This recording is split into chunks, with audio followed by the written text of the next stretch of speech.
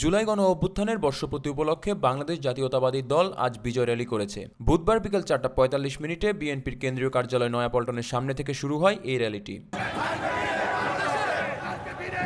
Rally শুরুর কয়েক ঘন্টা আগেই নয়াপল্টন এলাকায় জড়ো হতে শুরু করেন দলটির নেতাকর্মীরা। বিএনপি ছাড়াও যুবদল, ছাত্রদল সহ অন্যান্য সহযোগী ও অঙ্গ সংগঠনের নেতাকর্মীরা র্যালিতে যোগ দিয়েছেন। হাতে ও মাথায় জাতীয় পতাকা, দলীয় পতাকা সহ বিভিন্ন রঙের ক্যাপ পরে র্যালিতে অংশ নেন তারা। কর্মসূচিতে প্রধান অতিথি হিসেবে ভিডিও কনফারেন্সের মাধ্যমে নেতাকর্মীদের সাথে যুক্ত হন বিএনপির ভারপ্রাপ্ত চেয়ারম্যান তারেক রহমান। এ সময় তিনি রাজনৈতিক দলের সদস্যদের উদ্দেশ্যে বলেন, বিভিন্ন ইস্যুতে মতভেদ থাকবে, এসব মতভেদ দূর করতে আমাদের আলোচনা চলবে।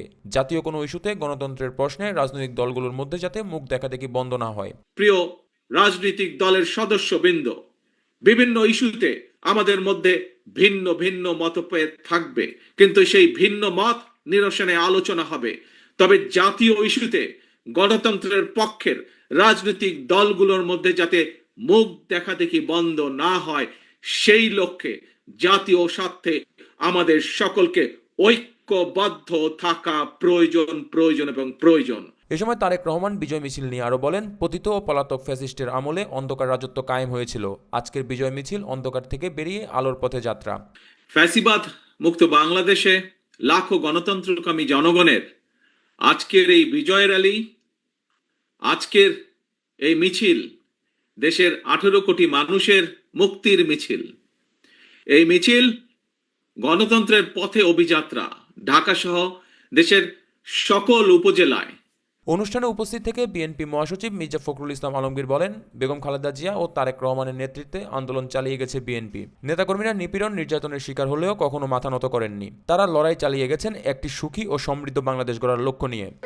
আমাদের দেশের প্রিয়ম খালেদা জিয়ার নেতৃত্বে পরবর্তীকালে আমাদের নেতা জনাব তারেক রহমানের নেতৃত্বে আমরা আন্দোলন করেছি, আমরা কারাভোগ করেছি, নির্যাতিত নিপীড়িত হয়েছি, কখনো মাথা নত করিনি। আমরা লড়াই করেছি সামনের দিকে গেছি। বন্ধুগণ, আমি আজকে আমাদের সেই সব শহীদ যারা এই দীর্ঘ 15 বছরে এবং জুলাই আগস্ট মাসে যারা প্রাণ দিয়েছেন, শহীদ হয়েছেন।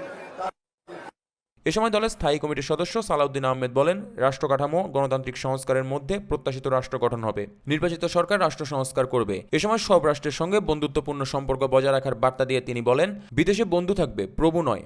যারা নির্বাচন চায় না তারা দেশের পক্ষের শক্তি না বলেও মন্তব্য করেন তিনি। শহীদের প্রত্যাশা, বাংলাদেশের জনমানুষের প্রত্যাশা, একটি শক্তিশালী গণতান্ত্রিক রাষ্ট্র কার্যকর হবে। প্রয়োজনীয় সংস্কারের মধ্য দিয়ে, রাষ্ট্রের সংবিধানের গণতান্ত্রিক সংস্কারের মধ্য দিয়ে, রাষ্ট্র কাঠামোর গণতান্ত্রিক সংস্কারের মধ্য দিয়ে আমাদের প্রত্যাশিত সমাজ বিনির্মাণ হবে।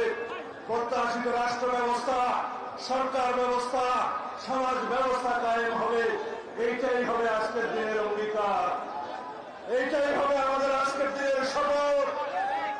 আগামী দিনে এই সমস্ত সংস্কার জাতীয় ঐক্যমত্যের ভিত্তিতে গৃহীত হবে, সনদে স্বাক্ষরিত হবে।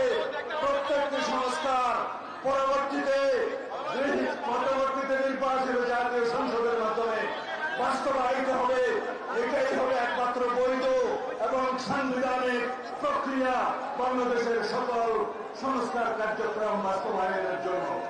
মিছিলে আগত নেতাকর্মীরা জানান, 24-এ বিএনপি ছাত্রদের সাথে একাত্মতা জানিয়ে স্বৈরাচার উৎখাত করেছে। প্রত্যেকটা ছাত্ররা যত কর্মসূচি দিয়েছিলেন, প্রত্যেকটা কর্মসূচিতে কিন্তু আমরা অবস্থান করেছিলাম। আমরা তাদের সাথে একত্রতা ঘোষণা করে আমরা কিন্তু তাদের যে স্বৈরাচারী শেখ হাসিনাকে যে দেশ ছাড়া করার জন্য যে যুদ্ধটা, সেই যুদ্ধটা কিন্তু আমরা সবাই মিলেই করেছিলাম। পরে বিজয় র্যালিটি নয়াপল্টন থেকে শুরু করে বিজয়নগর, পুরানা পল্টন মোড়, জাতীয় প্রেস ক্লাব, মৎস্য ভবন হয়ে শাহবাগ মোড়ে গিয়ে শেষ হয়। জয় চক্রবর্তী, বাংলা ফ্লো, ঢাকা।